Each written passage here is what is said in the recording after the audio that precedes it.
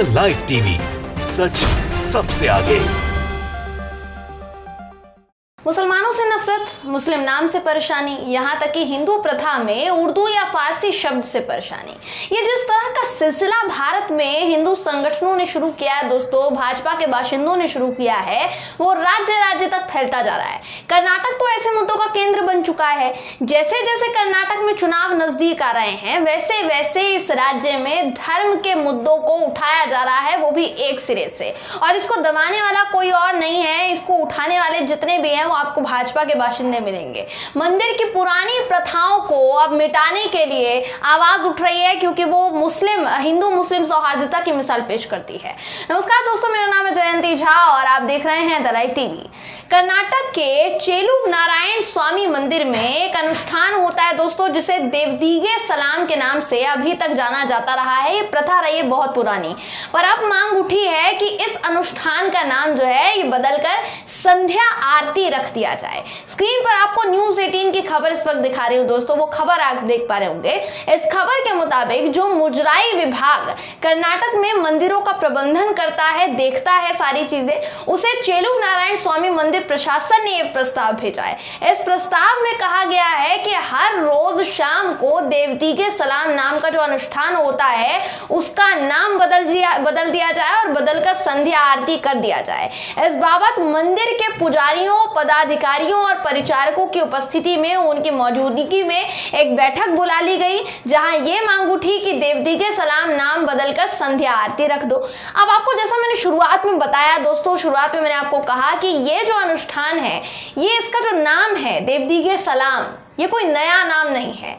चेलुग नारायण मंदिर ऐतिहासिक है और इस ऐतिहासिक मंदिर से जुड़ा यह अनुष्ठान भी काफी ऐतिहासिक है, काफी पुराना है। दोस्तों आप ये सुनिए कि इस नाम को बदलने का कारण क्या दिया गया, वो सुनकर आप दंग रह जाएंगे। कारण ये दिया गया कि उन्हें सलाम शब्द पर आपत्ति है, जो कि फारसी शब्द है। इन लोगों का कहना था कि फारसी शब्द सलाम को हटा दो और उसकी जगह पारंपरिक संस्कृत शब्द संध्या आरती रख दो। इस मांग के लिए बाकायदा ज्ञापन तक सौंपा गया है, जिस मंडल को ये सौंपा गया है। अब आपको बता दूं दोस्तों कि फारसी शब्द सलाम से भी उतनी दिक्कत नहीं थी जितनी दिक्कत इस मंदिर के इतिहास से है, क्योंकि इस मंदिर का जो इतिहास है वो टीपू सुल्तान से जुड़ा हुआ है। ये जानकर कोई भी दंग रह जाएगा। कर्नाटक ओपन यूनिवर्सिटी इस संबंध में जानकारी रखने वाले प्रोफेसर शाल्पा पिले अयंगर ने ये बात कही है कि इस देवदीगे सलाम प्रथा की जो शुरुआत है ये हैदर अली और टीपू सुल्तान के शासनकाल के दौरान हुई थी।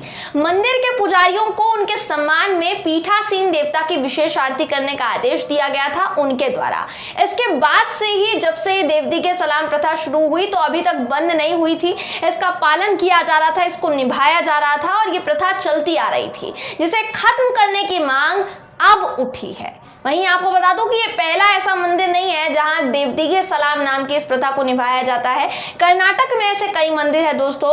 इसके अलावा एक कोल्लूर मूकांबिका मंदिर भी है, जहां देवदीगे सलाम प्रथा को खत्म करने की मांग विश्व हिंदू परिषद के कार्यकर्ताओं ने की है, विश्व हिंदू परिषद के सदस्यों ने की है, क्योंकि उनका कहना है कि टीपू सुल्तान को याद करने की ये रस्म है जो कि मंदिर में नहीं हो सकती है, इसलिए इसका नाम जो है बदल दो। और अब यहाँ इस मामले के सामने आने के बाद कई सवाल खड़े हो रहे हैं। सवालों में क्या क्या सवाल हैं? कई सवाल दागे जा रहे हैं दोस्तों, जिनमें से एक सबसे बड़ा सवाल तो यही है कि भाई आखिर कितने नाम बदल लोगे? आखिर कितने नाम? दोस्तों देश की सत्ता में विराजमान ऐसे लोग हैं जो सिर्फ इस देश में नाम बदलने में विश्वास रखते हैं, क्योंकि काम करना इनके बस की बात नहीं है। काम करना इनके बस की बात नहीं है। काम में विश्वास होता तो देश की जनता मूलभूत मुद्दों से समाधान से वंचित नहीं रह पाती। और जो मूलभूत मुद्दे के जो समाधान निकालना चाहती है जनता, उससे वंचित नहीं रह पाती। भाजपा ने हिंदू संगठनों के कंधे इस कदर मजबूत किए हुए हैं कि भाईचारे से इनको एलर्जी है, इसलिए भाईचारा इनको चाहिए नहीं। इनके कंधे मजबूत हैं तो इस भाईचारे और एकजुटता पर लगातार हथौड़ा मारे जा रहे हैं और हथौड़ा मारने दिया जा रहा है भाजपा द्वारा, जिसकी वजह से ऐसे मामले, ऐसी खबरें निकलकर अब सामने आ रही है। आप ज्ञानवापी मस्जिद विवाद के बाद देश में उठी चिंगारी का उदाहरण ले लीजिए दोस्तों। मैं आपको बिल्कुल डिटेल में एकदम संक्षिप्त में बताती हूँ सारी चीजें। ज्ञानवापी का मुद्दा इतना ज्यादा गरमाया कि सर्वे तक पहुंच गया, बवाल इस कदर खड़ा किया गया, सर्वे पूरा हो गया, फिर शिवलिंग मिलवा दी इन लोगों ने। उसके बाद ये विवाद बढ़ता चला गया और अभी भी बढ़ता चला जा रहा है। इतना बढ़ा कि ज्ञानवापी के बाद सीधा पहुंचा मथुरा की शाही ईदगाह मस्जिद, फिर उज्जैन की बिना नींव वाली मस्जिद पहुंचा और आखिर में अलीगढ़ की जामा मस्जिद पहुंच गया, जिसके लिए ज्ञापन सौंपा गया मुख्यमंत्री योगी आदित्यनाथ को। इन सभी मस्जिदों में हिंदू पक्ष, खासकर हिंदू संगठनों और भाजपा के चेले चपाटों के मुताबिक हिंदू देवी देवताओं से जुड़े साक्ष्य मिले हैं, प्रतीक मिले हैं, जिसके लिए मस्जिद की खुदाई करने तक के लिए ये लोग तैयार हैं, जिसके लिए मस्जिद के अंदर वीडियोग्राफी करने की मांग ये लोग कर रहे हैं। और ये इनकी अपनी मंशा है जो इनके पोस्ट से लगातार दिखाई देती है। ऐसे में सवाल ये कि इतने सालों तक ये दावे क्यों नहीं किए गए? ये लोग ऐतिहासिक धरोहरों, ऐतिहासिक प्रथाओं का नाम बदलना चाह रहे हैं, जिन्होंने इतिहास में या जिन लोगों से जुड़े लोगों ने 1% का इतिहास में योगदान नहीं दिया, भूमिका नहीं निभाई, वो इतिहास मिटाने के लिए तैयार बैठे हैं। बीते 8 सालों में बीजेपी ने क्या किया है? मैं हिंदू मुस्लिम विभाजन की बात नहीं कर रही हूँ दोस्तों, क्योंकि सबको पता है इन लोगों ने 8 साल में 2 धर्मों में फूट डलवाने के अलावा कुछ किया नहीं है। हिंदू मुस्लिम धर्म विभाजन की बात इसलिए नहीं कर रही हूँ क्योंकि सबको पता है कि वही किया है इन 8 सालों में। तो बीजेपी ने 8 साल में इस मुद्दे को भड़काने के अलावा क्या किया, ये सबसे बड़ा सवाल है। इतिहास आप बाद में मिटाइएगा, पहले अपनी उपलब्धियां गिनाइए। इनको मुगलों से दिक्कत है। ये कुतुब मीनार को विष्णु स्तंभ बताते हैं, ताजमहल को तेजो महालय बताते हैं, जबकि कुतुब मीनार और ताजमहल के नाम पर सरकार कितना पैसा कमाती है, इनकी झोलियां कितनी भरती हैं, ये सरकार को भी पता है और देश की जनता को भी पता है कि जिन ऐतिहासिक धरोहरों के साथ ये खिलवाड़ करने की कोशिश इस वक्त कर रहे हैं वो इस देश के अजूबे हैं।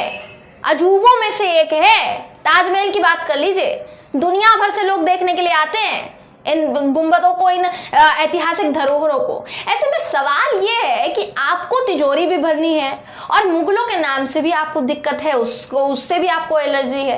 इसी को तो दोगलापन कहते हैं साहब, जिसके जरिए ये लोग देश को डुबोने की कोशिश कर रहे हैं। लेकिन ये लोग जो कोशिश कर रहे हैं वो कोशिश नाकाम साबित जरूर होगी दोस्तों, देख लीजिएगा।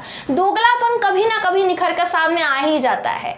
आप एक बार में एक ही चीज बोल सकते हैं, 2 नाव पे पैर नहीं रख सकते हैं। वैसे ही फिलहाल ये लोग धीरे धीरे एक्सपोज होते जा रहे हैं। जिस काशी में खड़े होकर इस वक्त शिवलिंग का दावा कर रहे हैं, उसी काशी में कॉरिडोर बनाने के लिए इतने प्राचीन भव्य मंदिरों को तोड़ दिया गया, जिसका दावा काशी की जनता भी करती है और विपक्ष भी इस मुद्दे को लेकर बार बार सरकार को घेरता है, लेकिन सरकार इस पर चुप्पी साध लेती है क्योंकि उनको पता है कि उन्होंने ऐसा किया है। तो जिन्होंने पहले ही हिंदुओं की आस्था के साथ खिलवाड़ किया, वो मुस्लिमों को नीचा दिखाने के लिए मुसलमानों का नाम ले लेकर हिंदुओं के हितैषी बनेंगे तो कौन विश्वास करेगा?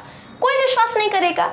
गिनाने को तो मैं बहुत से उदाहरण गिनवा सकती हूँ दोस्तों, बहुत सारी रिपोर्ट्स हैं, लेकिन धीरे धीरे जब इनकी सच्चाई खुद ही सामने आ रही है, ये खुद ही अपने आप को एक्सपोज कर रहे हैं, तो आने देना चाहिए ताकि शक की कोई गुंजाइश ना रह जाए। अब जब ये लोग अपने चेहरे पर से खुद ही नकाब उतार कर फेंक रहे हैं तो किसी को भी इसमें दखल नहीं देना चाहिए। कभी ना कभी तो इनका असली जो चेहरा है वो पूरी सच्चाई के साथ बाहर आ ही जाएगा, जिसकी शुरुआत हो चुकी है। बहरहाल दोस्तों, इस खबर पर आपकी राय क्या है कमेंट करके जरूर बताइएगा। वीडियो अगर आपको पसंद आया हो तो वीडियो को लाइक और शेयर करना ना भूलें। फिर मुलाकात होगी आपसे किसी ऐसी ही खबर के साथ, तब तक के लिए नमस्कार। द लाइव टीवी, सच सबसे आगे।